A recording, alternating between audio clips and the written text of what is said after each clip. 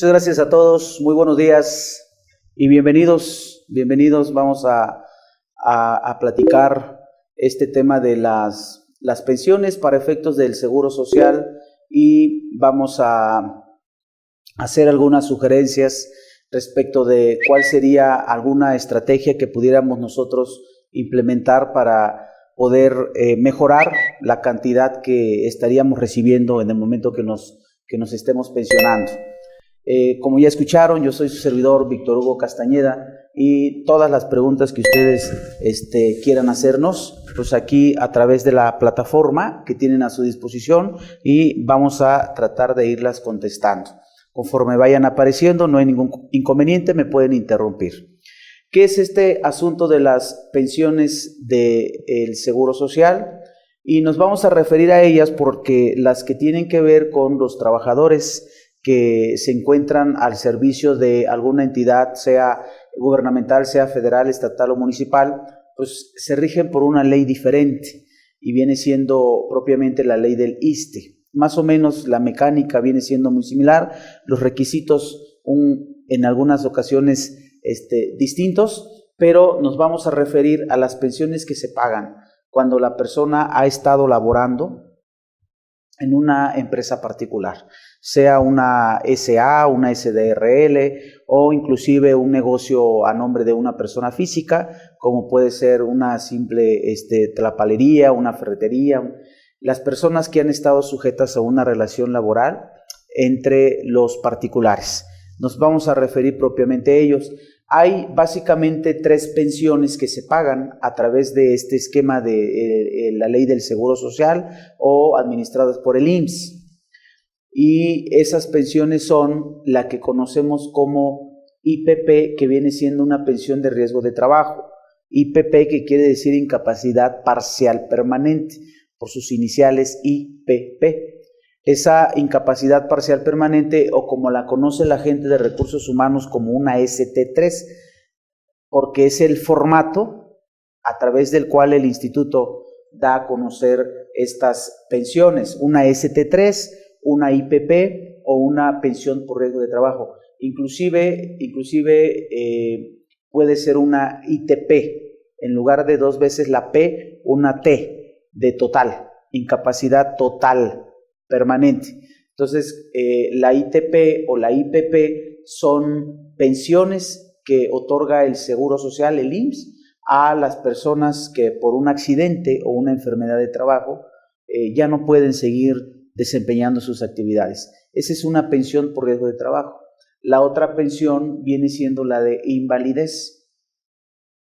La diferencia entre la pensión de IPP y la de invalidez es justamente el motivo por el cual sufrió el accidente. Si hablamos, por ejemplo, de una invalidez, el origen del por qué se determina o se dictamina una pensión por invalidez es porque el accidente o la enfermedad no han sido de trabajo. En una actividad que genera un accidente debido al trabajo, la actividad debido al trabajo se llama ITP o IPP. Pero si no estaba trabajando y tuvo un accidente y le impide ese accidente o esa enfermedad, le impide seguir prestando el servicio, entonces estamos ante una pensión de invalidez. Un ejemplo, la persona iba en carretera y sufre un percance, afortunadamente no fallece, pero desafortunadamente le tienen que a lo mejor amputar un brazo. Era almacenista, era cargador en su empresa, entonces pues al amputarle el brazo le impide considerablemente seguir desempeñando su labor. Si la persona, ese accidente que tuvo en carretera, estaba en actividad laboral, es decir, a lo mejor iba a visitar a un cliente, a lo mejor iba a entregar mercancía, a lo mejor iba a recoger mercancía a una empresa, es decir, se encontraba trabajando y debido a eso tuvo que viajar y tuvo un accidente, entonces esa pensión sería de trabajo, una ITP o una IPP. Pero si la persona iba de vacaciones o iba a visitar a la familia, etcétera, entonces no estaba trabajando. El accidente que le origina esa discapacidad no es de trabajo, entonces le dictaminan una pensión por invalidez. Fíjense, en estos casos, la la cantidad que cobraría es distinta. Los requisitos para que le paguen una y le paguen otra es distinta. Entonces, por eso depende mucho de qué fue lo que te originó esa discapacidad para que puedas seguir trabajando. Una actividad laboral o una actividad que no era laboral. Si es una actividad que no era laboral, la pensión se llama de invalidez.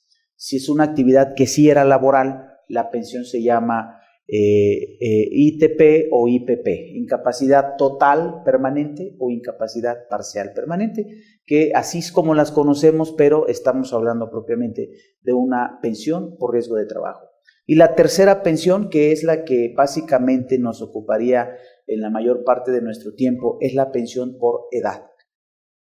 La pensión por edad, es decir, la persona, el trabajador, el derechohabiente, no está enfermo, no está discapacitado, está al 100%, tiene mucha experiencia, mucho conocimiento, muchas ganas de seguir trabajando. Sin embargo, por su edad, le dicen en la empresa, ya no podemos seguir contando con tus servicios, vamos a prescindir de tus servicios y simplemente lo liquidan, lo finiquitan por la edad. Entonces imagínense a los 60, 61, 62 años, la persona dice, bueno, pues yo voy y me busco otro trabajo y resulta que por la edad ya no le permiten seguir laborando, o sea, ya no lo contratan, podrá tener mucha experiencia, podrá tener mucha capacidad física, no está impedido, etcétera, pero por la edad las empresas desafortunadamente prefieren prescindir de los servicios.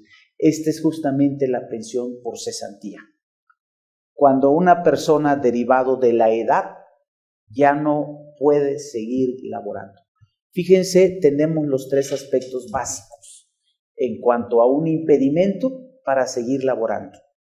Cuando por un accidente o enfermedad de trabajo, un accidente de trabajo o enfermedad de trabajo, cuando derivado de un accidente o enfermedad de trabajo se ve impedido para seguir prestando el servicio. Cuando por un accidente o enfermedad que no son de trabajo, que en la práctica se les dice no profesionales, cuando un accidente o enfermedad que no son de trabajo le impide seguir laborando. Entonces tenemos ahí los dos aspectos. Y la tercera es por su edad. Cuando por su edad ya no puede seguir laborando. Entonces tenemos la pensión de IPP o de riesgo de trabajo, la pensión de invalidez y la pensión por cesantía.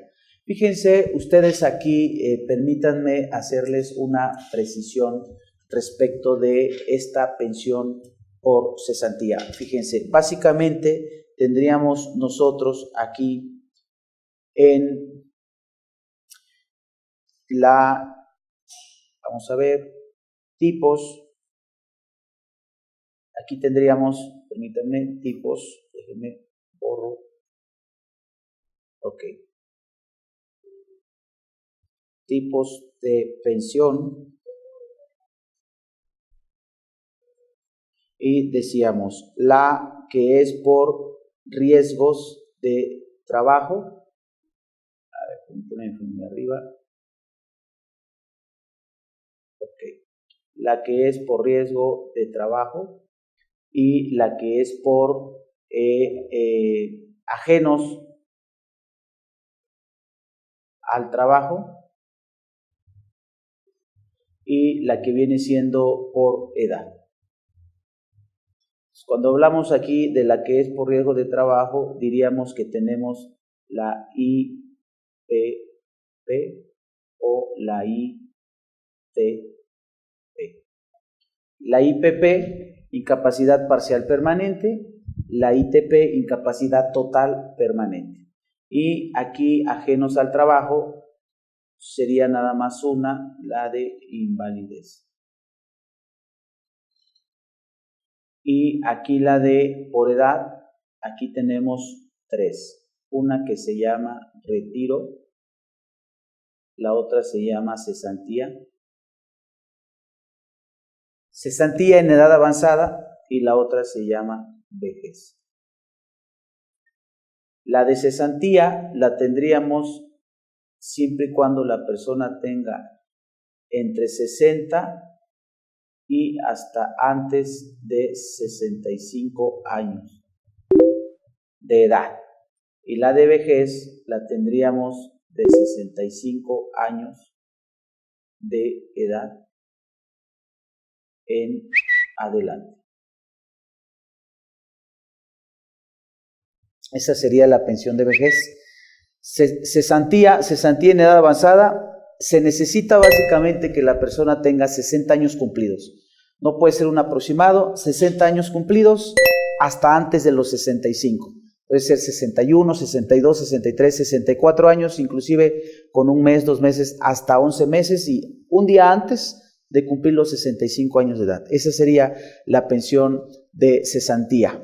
Y la ley y la Constitución le llaman cesantía en edad avanzada, pero por una cuestión involuntaria. La Constitución en el artículo 123, apartado A, fracción 29, nos dice un seguro por cesación involuntaria del trabajo. Aquí sí es importante hacerles la precisión por lo siguiente.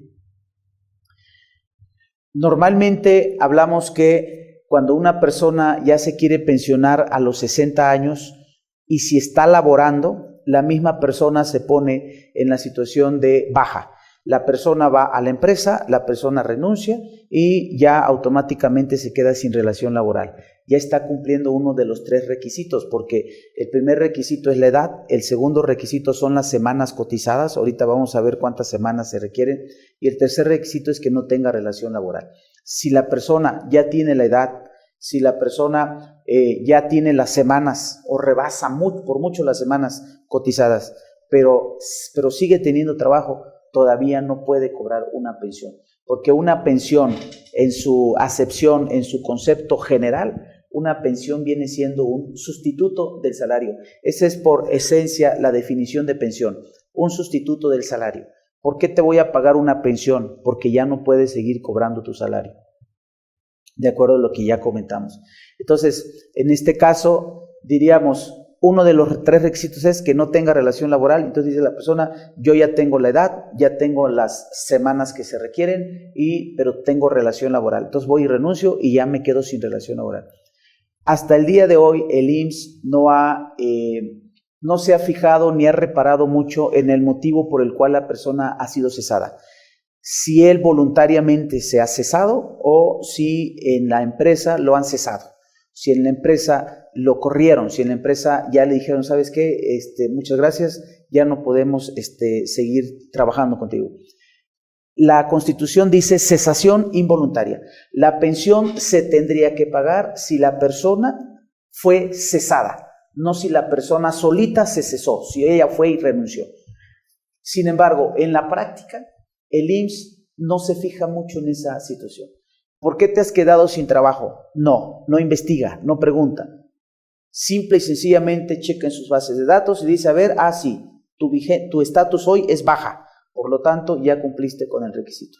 Se los comento porque es posible que más adelante el instituto, ustedes saben que el asunto de las pensiones es un tema delicado, no solamente a nivel nacional, sino a nivel mundial. Ya se habrán enterado el asunto que tienen hoy los argentinos, en donde se están dando revueltas, manifestaciones, protestas por las propuestas del actual presidente argentino, el señor Macri. Fíjense, viene siendo para el gobierno, ¿sí? No nos vamos a meter a profundizar a qué se debe esto, pero viene siendo, lo sabemos perfectamente, sabemos a qué se debe esto, claro, y es de lo que ya estamos cansados. Sin embargo, para los gobiernos a nivel mundial viene siendo una carga económica fuerte, esta situación de pagar pensiones. Entonces, los argentinos, fíjense, el presidente Macri, como parte de su propuesta al país argentino, es que la edad se corra, Las mujeres se pueden pensionar en Argentina a partir de los 60 años y los hombres a partir de 65. En nuestro país no hay esa distinción. En nuestro país, tanto hombres como mujeres, a partir de los 60 años ya estamos en la edad de pensión. En Argentina, las mujeres a los 60 y los hombres a los 65. Una de las propuestas hoy del presidente Macri es que se corra 5 años este requisito para pensionarse, que las mujeres se pensionen a partir de los 65 y que los hombres se pensionen a partir de los 70 años. En nuestro país, una de las propuestas de la OCDE es justamente que se corra la edad a los 67 años. No estamos diciendo que ya los senadores están discutiendo esta reforma, no, es simplemente una propuesta, un estudio en donde dice que para disminuir ese pasivo que tienen el gobierno mexicano se tendría que correr la edad de la pensión a los 67 años. Entonces, ahorita, desde luego que estamos en efervescencia política, las campañas, las elecciones el siguiente año, no estamos diciendo que ahorita para el 2018 o en el 18 para el 2019. Sin embargo, fíjense, la ley que requiere hoy para pensión 1,250 semanas cotizadas, el equivalente a 25 años. La ley empezó en el 97. Si se requieren 25 años cotizados para pensionarse, estaríamos hablando que las personas estarían reuniendo el requisito en el 2022. Entonces ya dentro de unos 4 años aproximadamente empezarían a caer las personas, las solicitudes al IMSS de pensiones con base en la ley del 97. No es que ahorita no se pueda hacer, ahorita sí se puede hacer, pero a nadie le conviene hacerlo. A las personas que empezaron en el 97 tendrán que pensionarse bajo este esquema, entonces por ahí del 2022, entonces imagínense el pasivo que se generaría. Por eso es muy probable que por ahí en los próximos 3 años ya se esté discutiendo de manera importante esto de alargamos la edad para que las personas en México se puedan pensionar. Entonces aquí estamos hablando de que el IMSS dice, no me fijo, ¿por qué te quedaste sin trabajo? Si te corrieron o si tú renunciaste, no me voy a fijar. Te voy a pagar la pensión si ya no tienes chamba. Pero la Constitución, pueden ustedes revisarlo, en el artículo 123, apartado A, en la fracción 29, 29ª, ahí dice que es cesación involuntaria, no es cesación voluntaria. Es decir, en apego a la Constitución, diríamos, si tú renunciaste, no te voy a pagar pensión. Si a ti te corrieron, te voy a pagar pensión. Es decir, una cesación involuntaria, salvo que la persona haya tenido algún motivo que le haya llevado a esta situación de la renuncia, algún impedimento, algún problema familiar, etc. Entonces, ahí tenemos pues la edad para la pensión de cesantía, de 60 hasta antes de 65 y de vejez a partir de los 65 años. Y si ustedes se fijan, ahí tenemos un concepto que viene siendo la pensión por retiro. El seguro o la rama que se paga cada 2 meses la conocemos como RCB, que son las siglas de retiro, cesantía y nada más hay vejez. Si estamos diciendo que cesantía es de los 60 hasta antes de los 65, si estamos diciendo que vejez es de los 65 en adelante, 65, 70, 80, 90, 100, los años que Dios permita, entonces el retiro. ¿A partir de cuándo estaríamos hablando de una pensión por retiro? Entonces vamos a ver más adelante, vamos a dejarlo pendiente. Entonces más adelante vamos a ver a qué nos referimos cuando hablamos de una pensión por retiro. También se conoce como una pensión juvenil, la pensión juvenil, pensión por retiro. ¿Se puede pensionar uno antes de los 60 años? Sí, por retiro. El problema es los requisitos que se solicitan para que se pueda obtener esta pensión. Ahorita lo vamos a ver. Entonces, ahí están los 3 tipos de pensiones de las que vamos a platicar. ¿Qué requiere uno? ¿Qué requiere el otro? ¿Qué requiere el tercero? Y qué es lo que podemos hacer para mejorar nuestras pensiones. Sobre todo en el caso de una pensión por cesantía. Entonces, miren, dice la ley del Seguro Social. ¿Qué cosa es la seguridad social? Fíjense aquí, para que nosotros pudiéramos entenderlo, en un extremo a la seguridad individual. La seguridad individual está a cargo de cada quien. Cada quien nos cuidamos, cada quien, el padre tiene que cuidar al hijo, la madre tiene que cuidar al hijo, a las hijas. Cuando hablamos de seguridad social, hablamos de un mecanismo que tiene que ver con un conjunto de personas. Y esto obviamente está a cargo del Estado. ¿Para qué es esa seguridad social? No solamente hablamos de la integridad física de la persona, del cuidado físico de la persona, sino estamos hablando de varios elementos. Fíjense, la seguridad social tiene por objetivo garantizarnos el derecho que tenemos todos a la salud. No es una prebenda del Estado. No es una prestación, es un derecho, nacemos con ese derecho. El derecho a la salud lo tenemos todos. ¿De qué se encargará la Seguridad Social? De permitir a la sociedad que podamos nosotros disfrutar de ese derecho. El derecho que tenemos todos a la salud, a la asistencia médica. Cuando hablamos del derecho a la salud, estamos hablando con un conjunto de medidas preventivas. Cuando hablamos de la asistencia médica, hablamos como un conjunto de medidas correctivas. Tienes derecho a que yo tenga, que yo implemente, que yo implemente los mecanismos que necesitas para evitar una plaga, para evitar una enfermedad colectiva, etc. Vamos a implementar los mecanismos necesarios a través del sector de salud para que disminuyamos esta situación de la exposición a las enfermedades, a los accidentes y demás.